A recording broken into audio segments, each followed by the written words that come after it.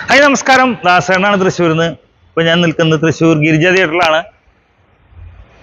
Block buster മീഡിയക്ക് വേണ്ടിയിട്ടാണ് ഇപ്പോൾ video ചെയ്തുകൊണ്ടിരിക്കുന്നത്. അപ്പോൾ നമ്മൾ ഈ പോസ്റ്ററിനെ കുറിച്ചുള്ള ഒരു അവലോകനമാണ് അല്ലേ.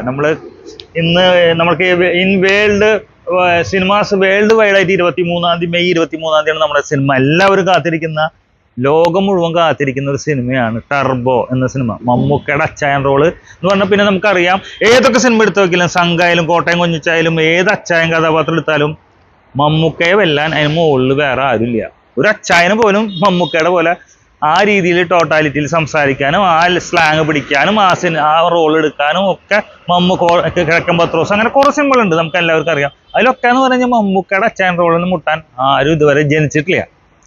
അവിടെയുള്ള ഒറിജിനൽ അച്ചായന്മാർക്ക് പോലും പറ്റില്ല.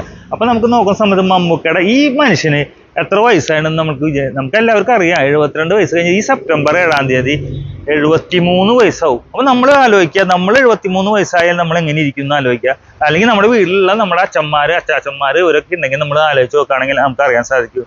73 വയസ്സായിട്ട് അവരൊന്ന് ആലോചിച്ച് നോക്കും, മമ്മൂക്കാനൊന്ന് ആലോചിക്കാം.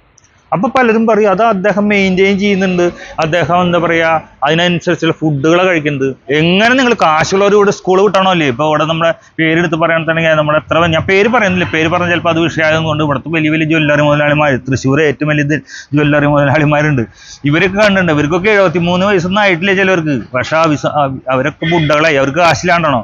പക്ഷെ പൈസ മാത്രമല്ല ഇവിടെ വിഷയം, ഇത് ഒരു ഡെഡിക്കേഷനാണ്. നമ്മളെല്ലാവരും ഡെഡിക്കേഷനാണ്. അതൊരു ഡെഡിക്കേഷൻ ഉണ്ടെങ്കിൽ മാത്രം നമുക്ക് ചെയ്യാൻ പറ്റുള്ളൂ.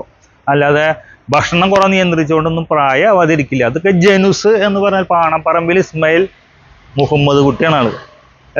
അപ്പോൾ അദ്ദേഹം നമ്മുടെ റോൾ മോഡലാണ്. എൻ്റെ റോൾ മോഡൽ 42 വർഷമായിട്ടുള്ള 43 വയസ്സുള്ള ഡൈഹാർഡ് ഫാനാണ്.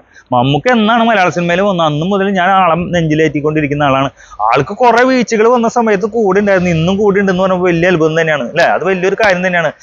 നമ്മൾ സാധാരണ എല്ലാവരും വീഴ്ചകൾ വരുന്ന സമയത്ത് കൂടെ നിൽക്കണവരൊക്കെ പോകും. പക്ഷെ അന്നും ഇന്നും ഇൻട്രും മമ്മൂക്കയുടെ കൂടെയാണ് നമ്മൾ.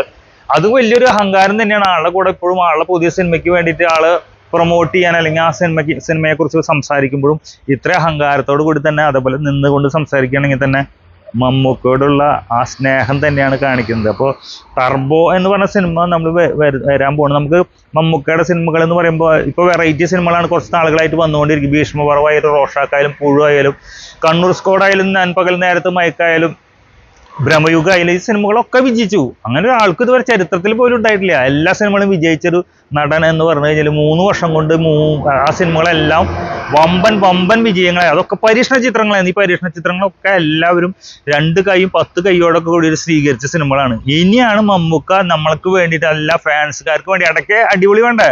എന്നും എന്താ പറയുക, എന്നും നമ്മൾ സാധാരണ ചോറും എന്താ പറയുക 10 തരത്തിലുള്ള കറികളും 12 തരത്തിലുള്ള കറിയും പപ്പടം പായസം ഒന്നും കൂട്ടിയിട്ട് മാത്രം കഴിച്ചിട്ട് പോരാ. ഇടയ്ക്ക് ബിരിയാണി അല്ലെങ്കിൽ വെറൈറ്റി സാധനങ്ങൾ വേണ്ടേ.